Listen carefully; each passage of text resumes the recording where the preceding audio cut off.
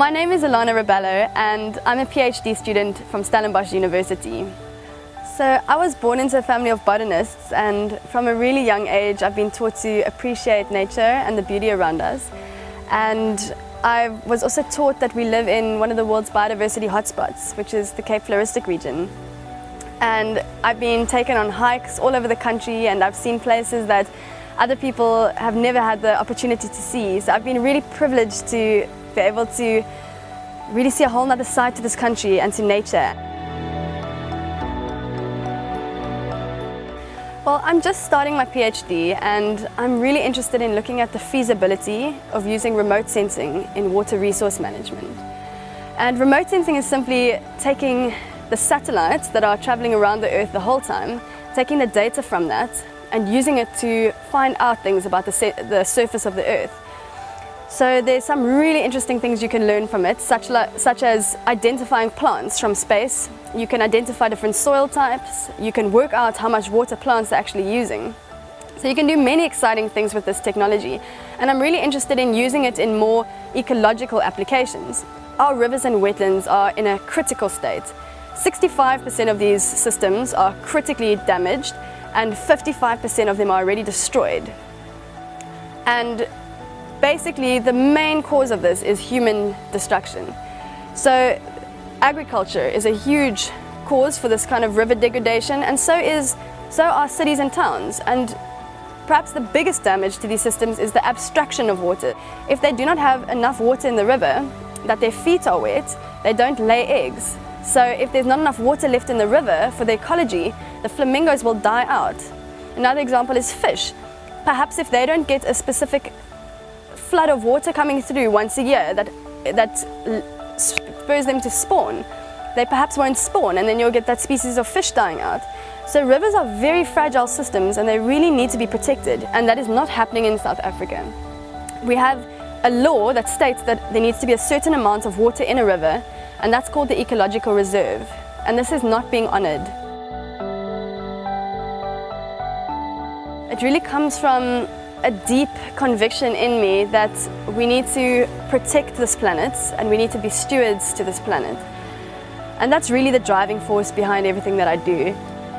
But besides that, there are a few people that have really inspired me. And probably the greatest role models to me in this field are my parents, Pat and Tony Rebelo, and they've done a huge amount of work and conservation of biodiversity in the Cape.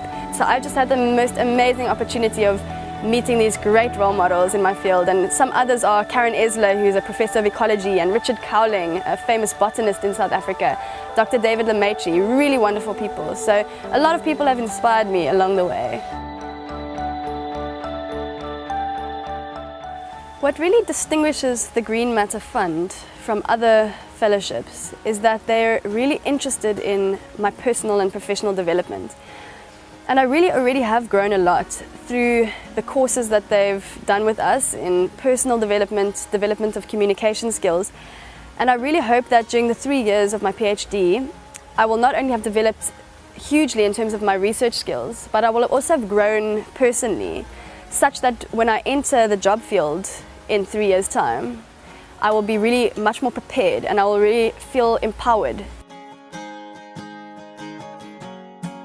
I've always just followed my heart, and I can only tell you what I really hope. I hope that I'll be able to be working in South Africa in the biodiversity sector, hopefully working with children, hopefully doing some teaching, and hopefully doing some research. And I really also hope that I'll be able to, as a woman in science, balance both a personal life and academia. And I really think it's becoming more possible nowadays with gender equity, increasing gender equity in the world. I'm really passionate about South Africa, and I would like to spend my whole career and my future giving back to the country and helping to build it up.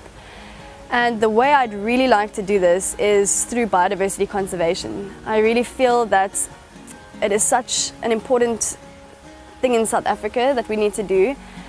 And I really feel that one of the key ways to do this is through education and through teaching children about nature. And not only is it important for conservation, but it's also important for those same children. I really believe that when children are able to go outside and into the outdoors and into the mountains and really see the beauty that's around them, they'll be so fascinated by the butterflies and the birds and the plants that they will really be able to start to think and start to develop and start to maybe even a measure of healing. And it's one of the amazing values of biodiversity and nature. And I would like to contribute to that. And there's a beautiful quote that says that we will only, in the end, we'll only conserve what we love, and we'll only love what we understand, and we only understand what we're taught. And so I would really like to be involved in teaching young children about biodiversity and about nature.